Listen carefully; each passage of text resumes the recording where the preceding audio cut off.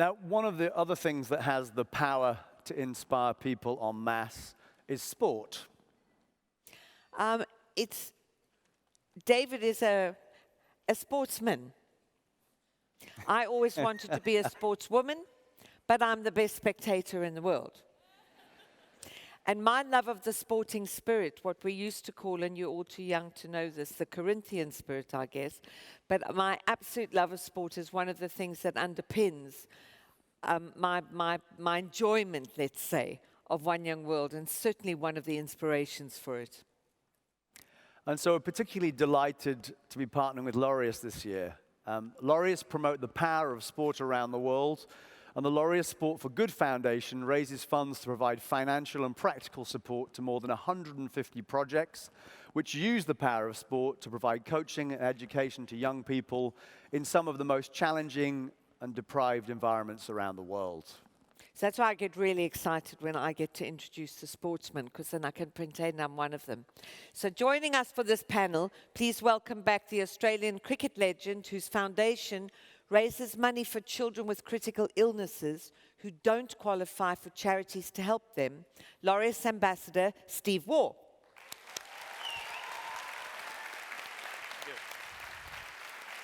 Hey, welcome back. Thanks. Next up, we have a Chinese gymnast. It's so exciting, it's a new counselor. We're like sport groupies, we're like, whoa. Next up, we have a Chinese gymnastics superstar who won no fewer than 4 Olympic gold medals and 8 world championships.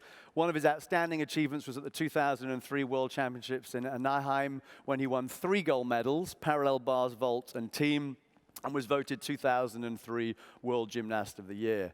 In 2008, after suffering from a serious toe injury, he came back to record the most emotional of successes of his career in front of his own home supporters at the Beijing Olympics.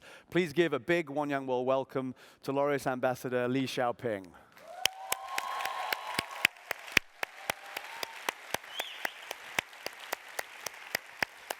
Welcome.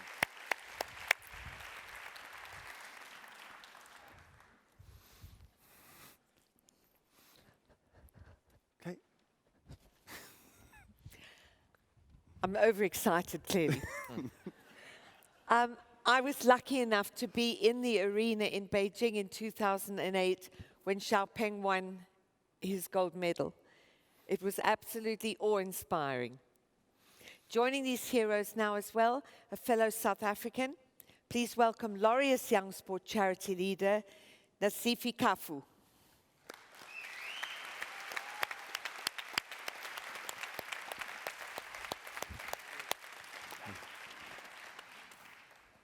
So David and I are going to chair this because we just had to. You have to have some perks for organizing this thing. Yeah.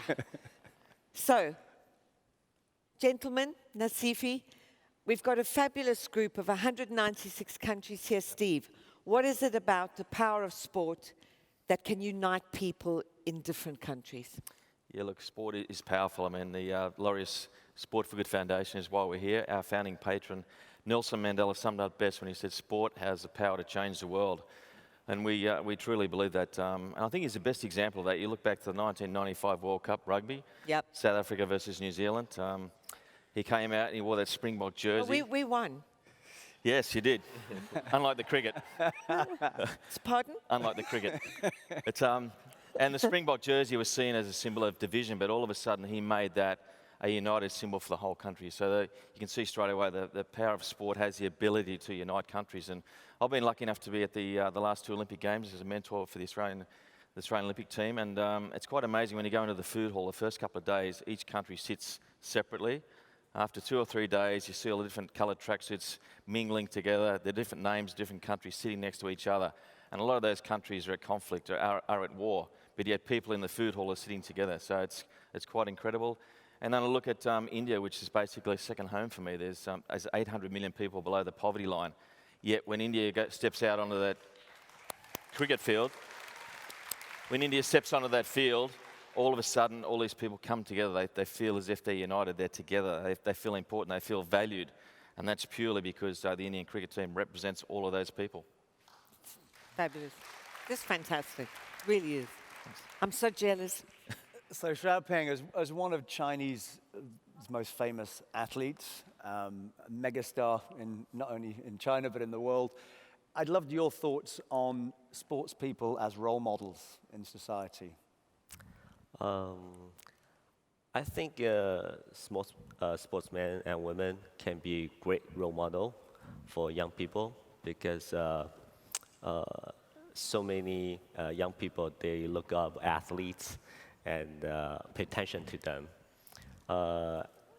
As I am an example, I'm one of the members of Laureus. Laureus focus that the power of sports can make a difference. Laureus found 150 projects in 35 countries who inspired by sports to be the community champions. We went to Shanghai early this year. We went to the special school. There's young kids, special kids. They are playing sports with us like normal, and they are very happy. I can tell sports bring their confidence, make them independent. Their smile on their face, that's what we're looking for, because the experience to play sports is how you share experience, and you know how to teamwork. And when you have hard time or you fail or injured, you still knows how to stand up again.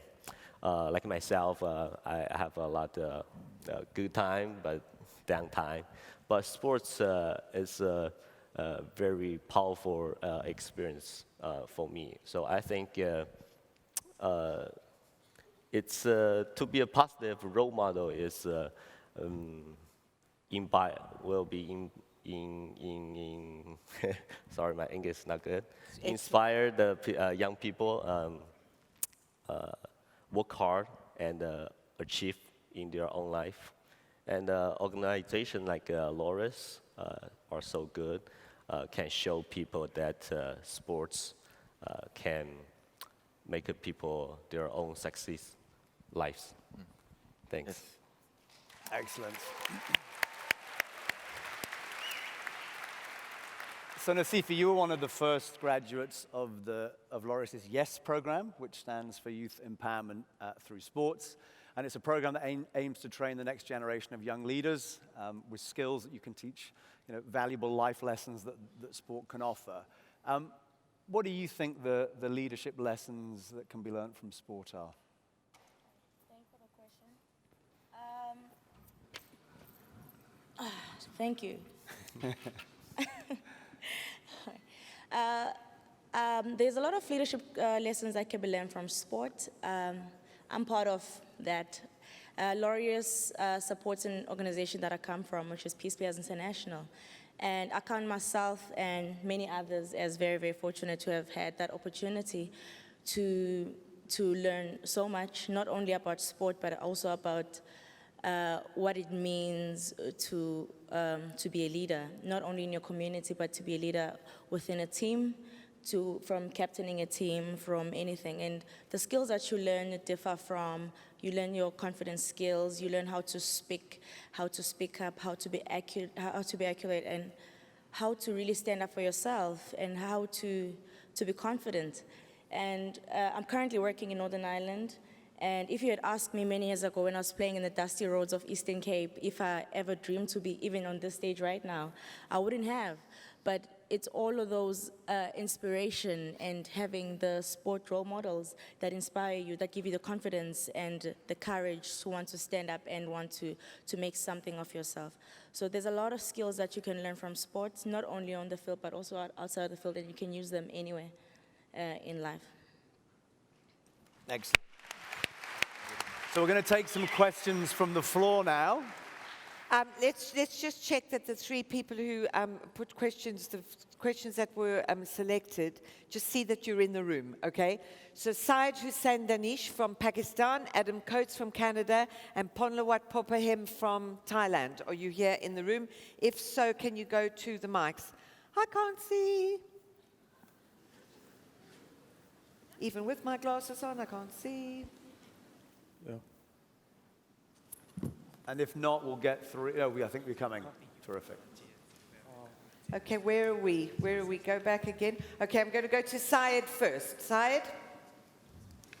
Hi, Steve. I'm a big fan of yours. I'm Danish. I come from Pakistan. My question is about, we often stress on the role sports play in bringing people together, in creating that sense of togetherness and uniting people, yeah? Bringing that passion out in people to be together and enjoy, electrifies the whole environment. Yeah. And Kofi Annan yesterday said that the bigger and established nations have a bigger role to play in bringing the world together and making a world a better living place, yeah? What my question is, A, what are your thoughts on sports playing their part to bring people together? B, how does the recent formation of Big Three fit into this perspective? So I'm talking about the recent pact between India, England, and Australia in the cricketing world to form a group of Big Three. So how does the formation of Big Three change this perspective? How does that fit into it? Yeah, look, I think you're referring to England, Australia, and India pretty much running world cricket, which is something I didn't really agree with, but they're obviously very powerful. And at the end of the day, it's pretty much India running world cricket. I think Australia and England are behind that. To be truthful, they have the power, they have the numbers. You know, when countries go to India, that's much more income for their own nation. So India is very powerful. I don't necessarily agree with that. I think you need to support other countries. West Indies, for example, is a country that's really struggling in cricket. Absolutely. I'd love to see the West Indies come back to where they were. They were an amazing cricketing institution. Obviously, Pakistan, you know, South Africa, New Zealand, all these other countries, they also need some support. And I'd like to see some emerging countries, countries like China and the US get more involved in cricket. I think that would really add to what's happening. They could perhaps come in on the 2020 side of things. So, yeah, look, I'm not totally in agreement with the way cricket is run in the world. I think it's a little bit unfair. Yeah, I think what I will also say about sport, it's had a major influence on my life. I was lucky enough to meet Mother Teresa during one of my trips to India back in the mid-90s, and that was a life-changing moment for myself. And I guess an example of how sport has changed my life was meeting her, and then it gave me, I guess, a catalyst to be more involved in philanthropic activities.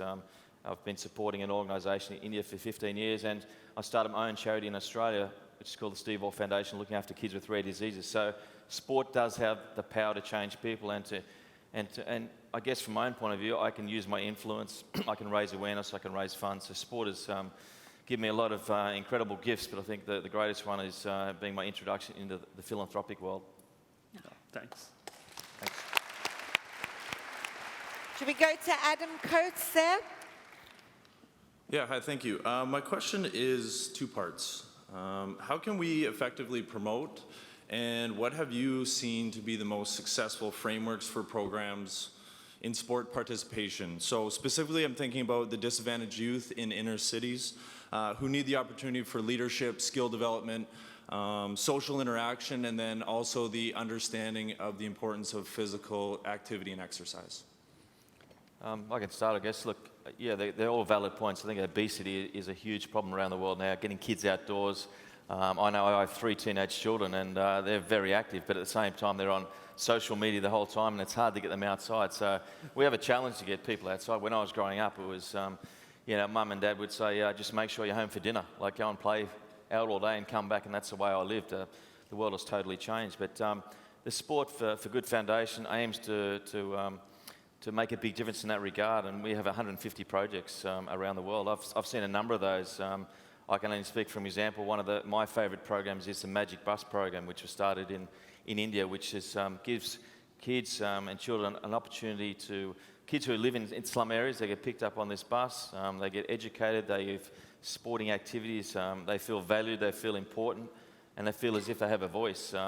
So that's the aim of the Sport for Good Foundation, and we have those projects all around the world. So I think we are making a positive impact and a positive difference. I can see the smiles on these kids' faces. They enjoy the teamwork of being around other people. And as I say, the most important thing for people who feel as if they've been left behind is to have someone stand beside them, and so they know that they have that support. So that's what the Sport for Good Foundation aims to do. But I might pass it over to the other members to say something on that. Xiaopeng? Lady Nasiphi? first. Yes. I'd say the Sport for Good Foundation is a very, very important part, and it plays an important role in really ensuring support for the kids, because I can speak from a lot of experiences that I've seen also from the Laureus projects and from the projects I come from, that a lot of young people in South Africa, if you're from South Africa, you would know this, that sport is not regarded as a career. So that young people, when they're growing up, they don't aspire to be athletes, because the only thing, it's either you can be a rugby player, a cricket player, or a swimmer. If you don't have an opportunity to be in any of those sports, you don't see sport as something that you don't see yourself as someone who can be an athlete. And so why you should invest your time practicing when you're supposed to be at home cooking, when you're supposed to be at home taking care of other things. So it is up to us as young people to really, really assure and invest and train people, because there are qualified people that can train young people and assure them that, you know what, you can build a career through sport. You don't only need to be an athlete, you can be other things. You can be a sport promoter, you can be a sport marketer. So we need to expose those opportunities to the young people and assure them that there will be support for them. And when you are in sport, what are the benefits of it and what are the gains for it? Xiaopeng? I think sports bring us a lot good experience. In China, I think a lot of families have only one child, as myself. And nowadays, the technology is very high. Everybody plays cell phone and computer. A lot of kids, they obsessed with the internet, or they don't like to school, they don't like to study. But sports can bring their outside and also connect with the other peoples. As me, I grew up with the team. I have teammates, but for single child, they stay home, they don't talk to anyone, they don't do anything. It's not good for them. They're healthy, they have a healthy problem. But sports can bring them more activities. They know how to share experience with friends. They can talk to their parents what the achievement. I think sports can bring, especially for the young people, very healthy, confident life. Thanks. Okay, we're going over there to Ponlawat. Sawadika. Sawadee good morning, ladies and gentlemen. I'm a delegate from Thailand. My question is, how can we encourage the younger generation, to participate in a sport activity that create discipline, like wrestling, gymnastics, and swimming? No offense to cricket, it's a good sport too. It's all right. When there is an academic competitiveness, it's increasing. Like students have to spend more time in school, and the technology, like smartphone, are taking their times. How can we encourage that? Thank you. One of you guys want to answer? We start this end. Nasiphi, do you want to? Yes. I'm a little bit offended because I'm a basketball player, so you didn't mention it. And I'm sorry. My bad. No, we can honestly encourage them we have brothers, sisters, and mothers, and we can encourage them from home and just, like I said earlier, share the benefits of sports and share the opportunities that sport present to them. And if, for instance, technology is really taking over, I just forgot her name. She was here earlier talking about the app. If there can be apps that are even promoting that, there's people here that are really, really smart. They can create something like that. Something like, because kids are really interested in phones. I have my sister, she's 14 years old and begging me for a phone every day. And she would rather be on a phone than to play. But every time, also as families, sport is a contagious thing. I play sport because my friend plays sport. It's a peer pressure thing. It's if someone around you is playing sport, you want to be part of that because it's a good thing, seen as a good thing. So if even in our families, if your mother is going to the gym or they're going for a jog, there's a chance that you're going to join them because you see a role model. So we need to be those positive role models in our community so they can aspire and want to be like us. We need to inspire them and see the goodness in us, and they're going to want to be part of that. So I'd say it starts with us to really show the example we want in them, because they do watch and they do follow.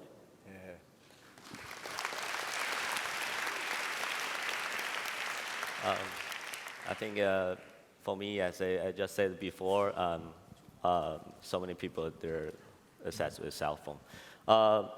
I'm a former athlete and also a father of a 3.5 years girl's father, and I'll bring my daughter to every single sports to try everything, to let her feel every movement, and then to give her strength, and I'll put them on the internet and show people even you're very little, you can still involve every single sports, and people love it. I think she got more fans than me,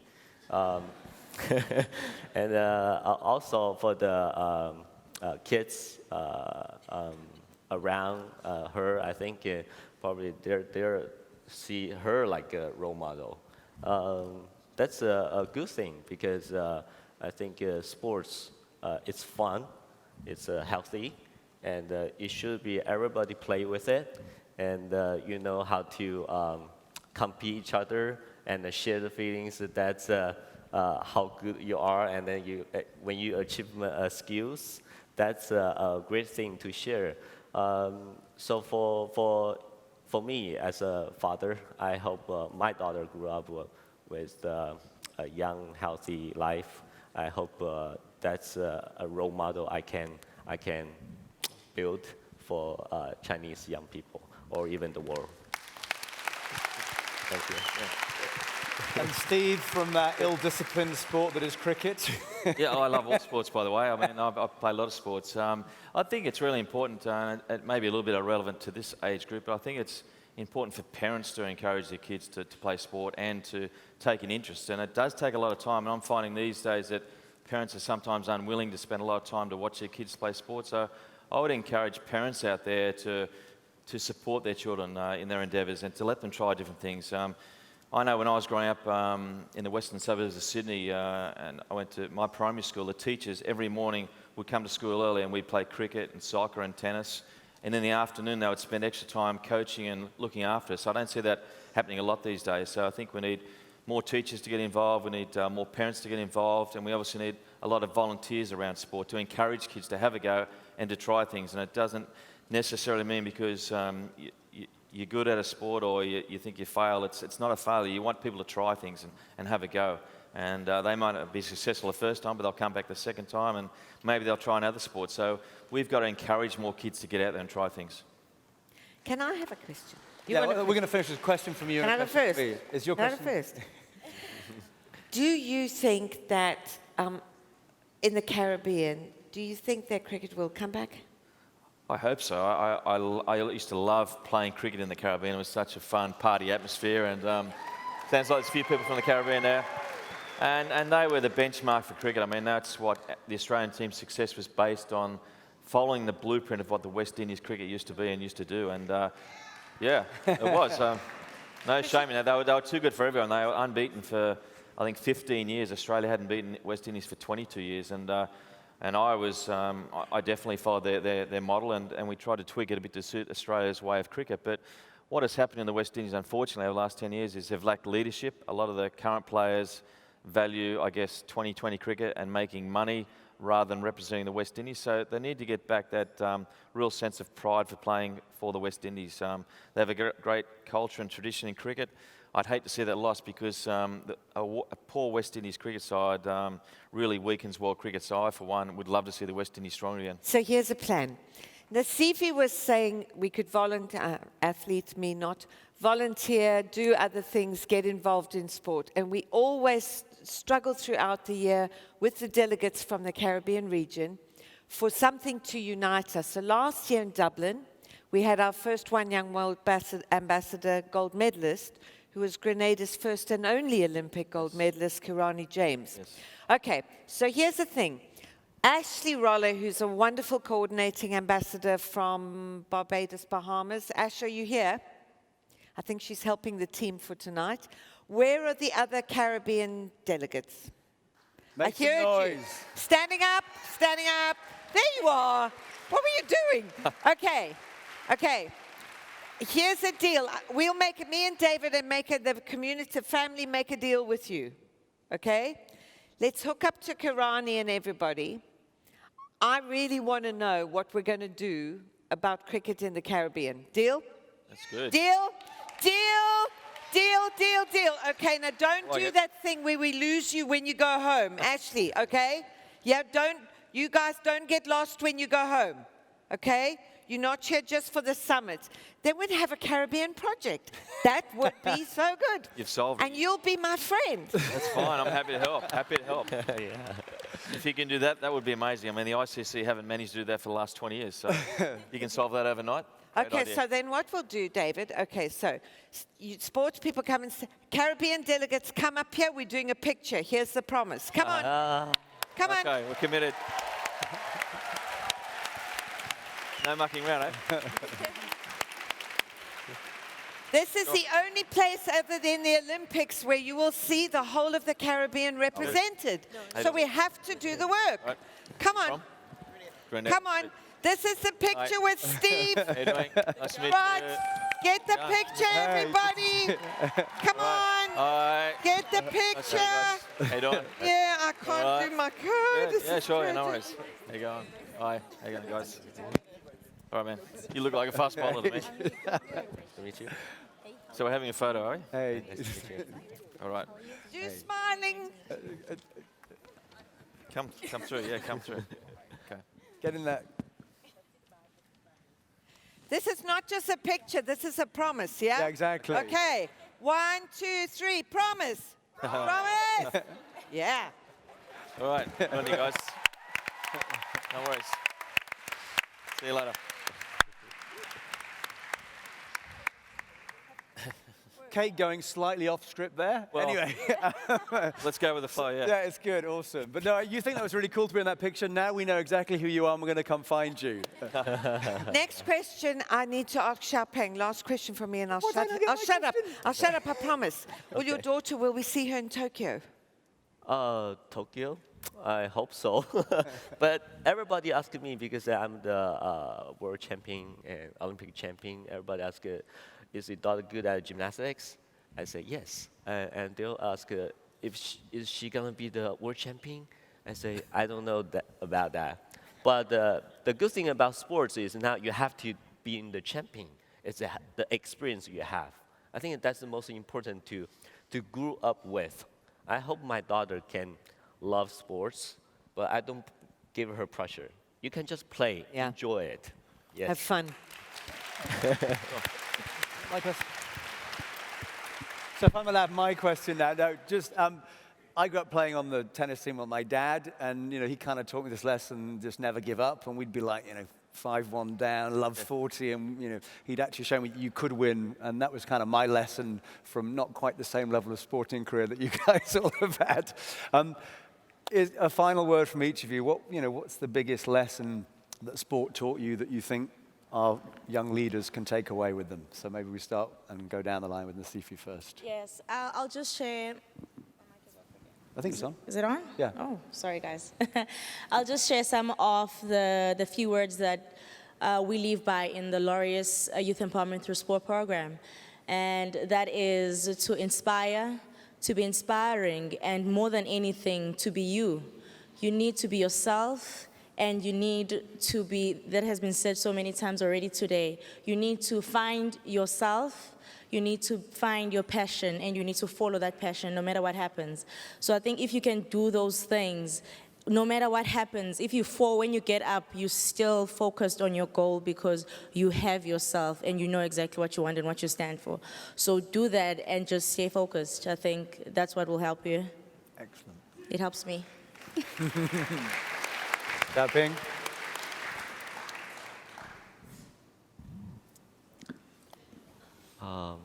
Sorry? Well, the biggest lesson you think You weren't they listening, can... were you, mate?